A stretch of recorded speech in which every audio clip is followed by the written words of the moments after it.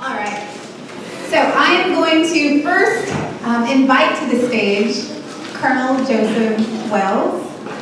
He is the Chief Deputy of Putnam County Sheriff's Office.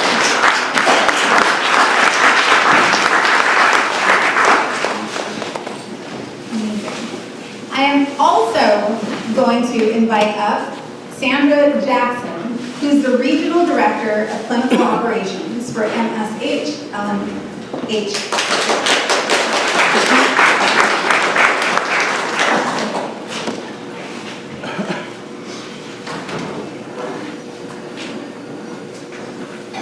And then also Sarah Rattown, who is from Stays St. Augustine Youth Services.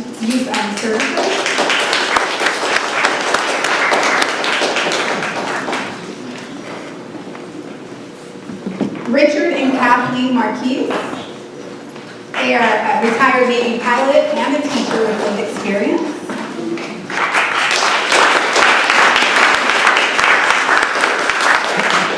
And also Kimberly Comer, who is with NAMI, Florida.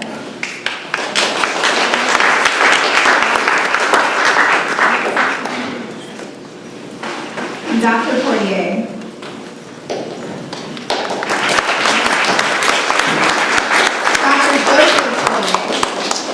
Former chief psychiatrist from Miami-Dade. He's also medical director at New Horizons Medical Center.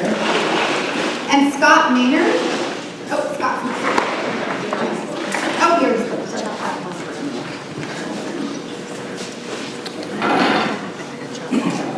and also Courtney D'Souza, moderating this panel. Thank you, everybody.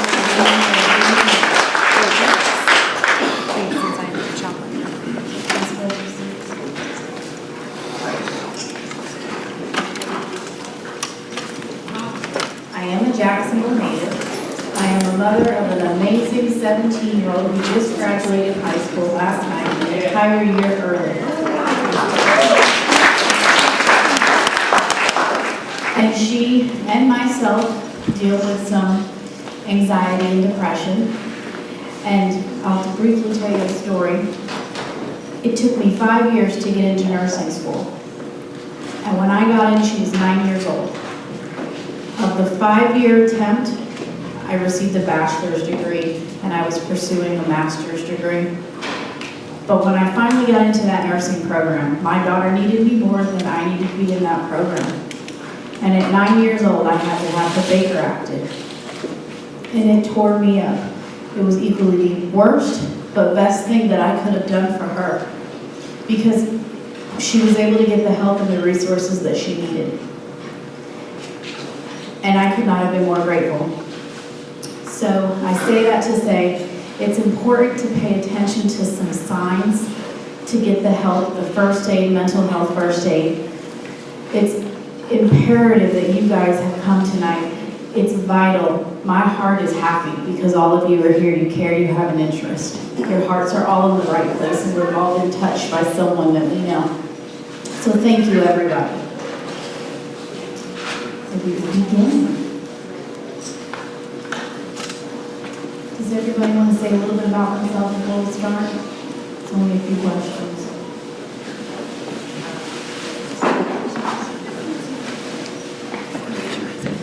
Well, good evening, everyone.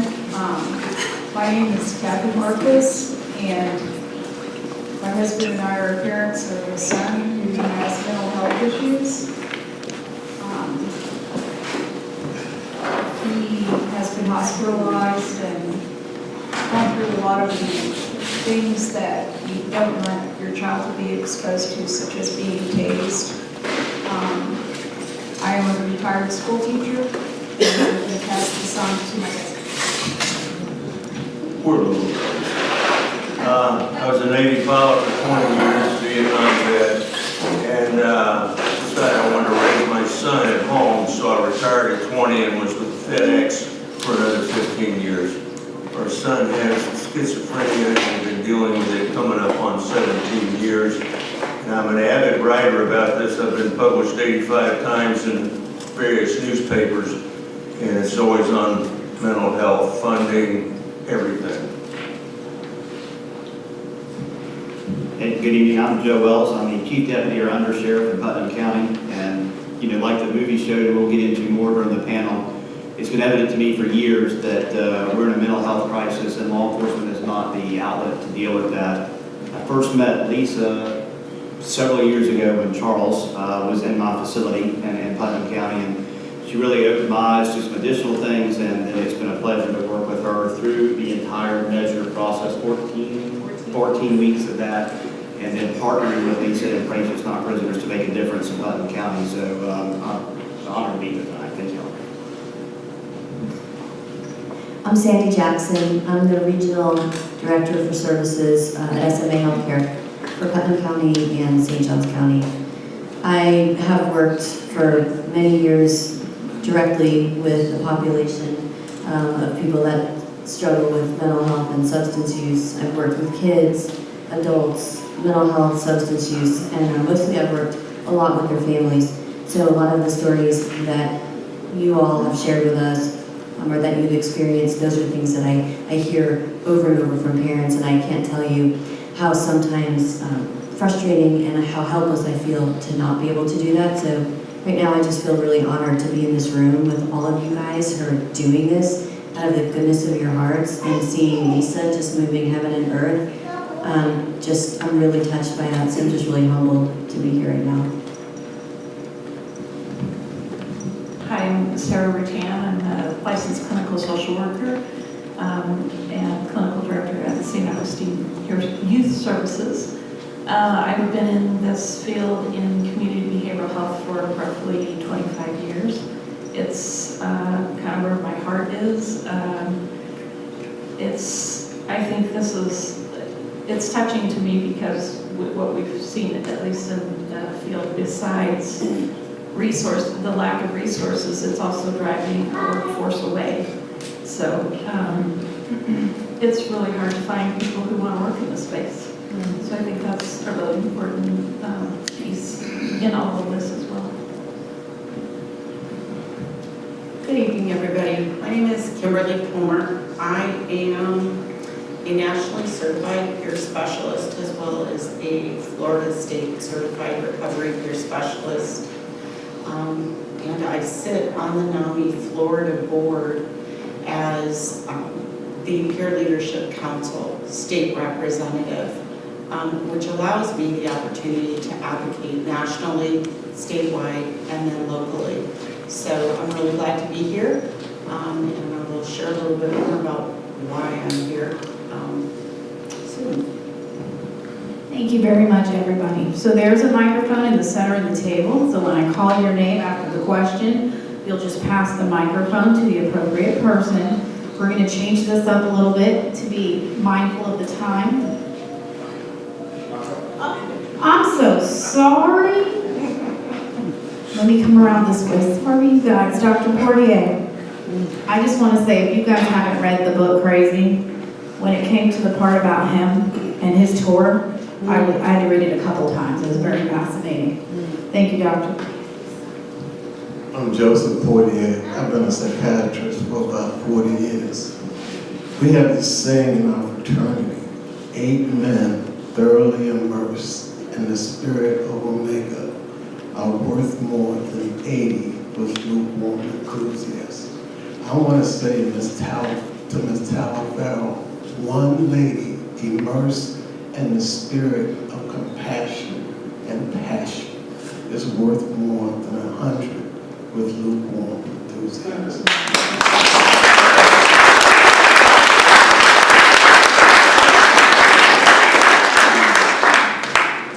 It's just amazing. Once I decided that I wanted to be a psychiatrist, I went where people needed the most help, and that was in our jail, in our prison system. I've moved on from that now, but I'm still working in the hospital. And we need more people with passion and compassion. Amen. Our first question of the evening. Deinstitutionalization is defined as the release of institutionalized individuals from institutional care. such as a psychiatric hospital, to the care in the community. In light of the film we just viewed, please elaborate as to how deinstitutionalization has helped or harmed our community. I would like to begin this panel with Dr. Portier. It's helped. Mental illness costs this country $300 billion a year. If we could get people with mental illness to be more productive and incentivize their productivity, it would be beneficial to us all. I was talking to my wife as we were coming here. I think care, both physical and mental health care, should not be part of a capitalistic society. It just behooves me to think that one would prosper off of the sickness of others. We have to do something about mental health care and having it under a capitalistic regime. Thank you very much, Dr. Same question. This question will be for Ms. Sandra Jackson. In light of the film we just viewed, please elaborate as to how deinstitutionalization has helped or harmed our community. I don't have a set answer on this one. I am a little bit on the fence, I have to admit. I think that when institutions were not treating people in healthy ways and we saw terrible conditions, I think just shutting them down and releasing everyone was a missed opportunity. I think it would have been a time to really look at who needs to be in there and then raising the bar and having them be person-centered and supportive, places where you actually work with people to develop a support system so that we're planning for release and what happens when we're released. So I think that was a missed opportunity in just saying everyone needs to be out. But on the other hand, it also, by deinstitutionalizing, it also gave us an opportunity to bring awareness into community-based programs and saying, wow, these programs really need more funding. But the community-based programs need to hit all steps. Some people don't need as much intervention. Other people almost need around-the-clock assistance when they first come out. As you saw the one woman say, she couldn't even leave the grounds for 3 hours. It's scary. You can't come from being in an inpatient environment with all sorts of structure to just being loose and not having any support or guidance. So I would have to say my answer is kind of a 50-50 on that one. Thank you very much. The next question I would like to ask of you this evening is on mental health courts. What are the pros and cons of mental health court in our community? I'd like to start with Colonel Joseph Wells. Sure, thank you. Well, I had my first experience with treatment-based courts nearly 15 years ago when I became a team member for the Putnam County Drug Court. And that's an incredibly successful program that diverts people from incarceration back into the community, but under very wraparound services like you talk about to deal with that. And then from there, we evolved into the joint Putnam-St. Johns County Veterans Court, where we provide services for veterans in place of incarceration in order to provide the necessary services they need to become valuable citizens again and to take care of themselves and their families. So I can't tell you that I've ever seen a negative of either one of those courts. They bring challenges, especially getting them up and running, but I've seen nothing but positives come out of them. So I don't know the negative. And we are fighting hard now, and again, partnering with St. Johns County to form the Putnam-St. Johns County Mental Health Court. Lisa's been involved in that process all the way through. They are very, very successful because in the end of the day, we keep doing the same thing over and over again, expecting a different result. And that's exactly what we're doing when we're incarcerating people when their criminal behavior is a manifestation of substance use disorder or is a manifestation of mental health. So we have got to find other ways to do it. All the other courts have shown, and I believe that mental health court will do the same, that the recidivism rates are fractions of that of the normal criminal justice docket. It's far less burdensome on the taxpayer, and it is much more reparative to the clients coming through as they learn to live with their afflictions, they learn to come get jobs, they learn everything they need to do. So I see nothing but positives coming out of that, and I will continue to fight for mental health court in this area. If it's anywhere near as successful as drug court and veterans court has been, it'll be a win-win for this community. Thank you very much, Carlos. Pros and cons of mental health court.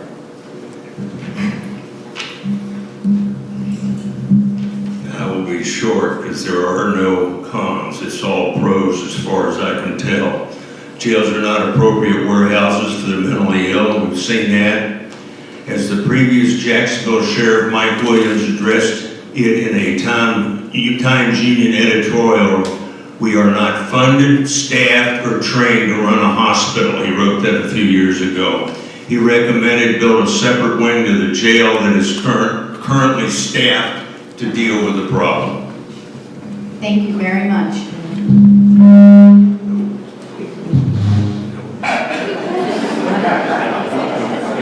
Go ahead and please pass that down to Miss Sarah. Miss Sarah, same question for you.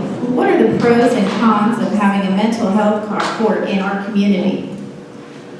I would agree that this is the place to start in our community to have a diversion court. I think the con is that at some point we want to move beyond needing to have criminal justice or court involvement and go to more community-based care. So that, but we're not there yet. I think that ultimately we have to build systems within communities to care for our mentally ill because they are part of our families. Thank you very much. Our next question, a wish list. If you had 3 wishes to solve the mental health crisis from your perspective, what would they be? We'll start this question with Ms. Kimberly. Oh boy.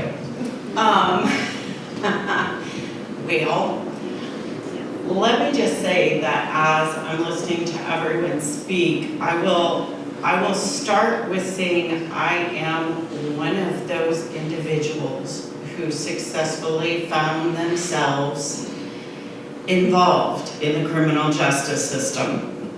I was released from a maximum security prison on October 29th of 2004. I did not actually start my wellness journey until 8 years later on August 27th of 2012. And, you know, it's interesting, that's also the same day that I started my relationship with the National Alliance on Mental Illness. It was 23 years of cycling in and out of hospitals, cycling multiple times through unstably housed or homeless, lived in my car for about 1.5 years, multiple county jails, and ultimately securing residency in a maximum security prison. I affectionately call myself an overachiever. Humor, that's what I got. That being said, I really feel the place to start is engaging someone in hope. That is where my journey and my shift changed.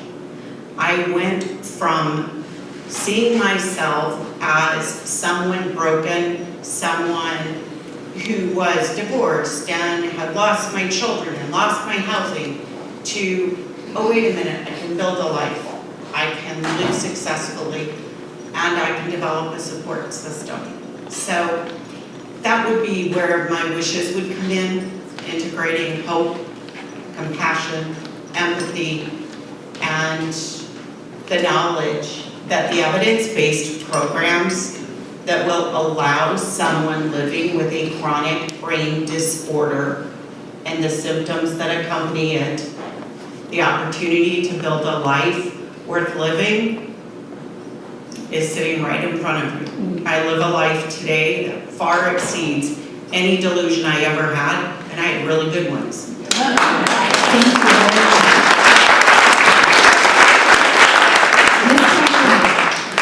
If you had 3 wishes, no problem. If you had 3 wishes to solve the mental health crisis from your perspective, what would they be? I practiced this, it's good for 2 minutes. I've heard it said that mental illness is caused by bad parenting. My response to these people think Alzheimer's is caused by bad children. How can you accept liver, kidney, and heart disease and reject the reality of brain disease? I'm going to address 2 of the 3, and they are our biggest hurdles. Stigma is always in the way of advancing what we need to do. And I'm going to also close with a real quick, the parents' ultimate dilemma. My son wrote, with my help, an editorial for the Florida Times Union, April 19, 2020, The Life of a Schizophrenic. These are his words. My name is Greg, and I am diagnosed with schizophrenia. I see people on the city streets with the same illness. They aren't arguing with themselves, but with the voices they imagine they are hearing. I would be one of them if it weren't for my parents. We all feel the guilt trips for our mental illness. People reflect the stigma. I think it's because they are afraid of what they don't understand. It makes for a very lonely life. Please be kind to the mentally ill. They are frightened. It's scary being told you are nuts. The mentally ill didn't choose this, but we have to live it. I am one of the lucky few because I have the backing of my parents. But without their help, many have no alternatives but jail or the street. And now I will close with this point, the parents' ultimate dilemma. I'm sorry. My wife and I will be there for our son for the rest of our lives. This will be our swan song. We're taking it on, we won't let go. But that's not our biggest fear. Our biggest problem, and the problem every family like us faces, is who's going to take care of our children when we're dead? I'm 77 years old, I'm running out of time. Thank you for your patience.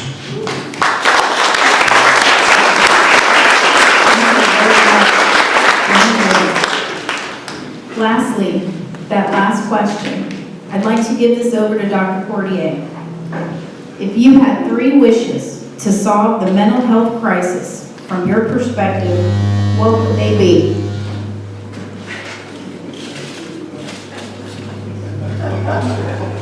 I want to make one statement about the benefits of mental health course. One of the things, the most important benefit for me is that individuals are sometimes left without a record. Once you have a conviction on your record, that certain advantages are taken away, such as housing, such as where you live, such as being able to vote. Those individuals that are mentally ill and get in trouble with the law by virtue of their mental illness should not be treated like a criminal felon. So I think that's the most important benefit of the mental health course. My 3 wishes, that we continue to educate, advocate, and liberate individuals from the throes of mental illness.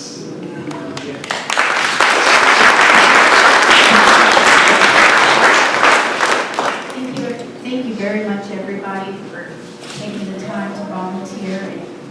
the panel with us today. I'd like to say it's exciting to say that I fully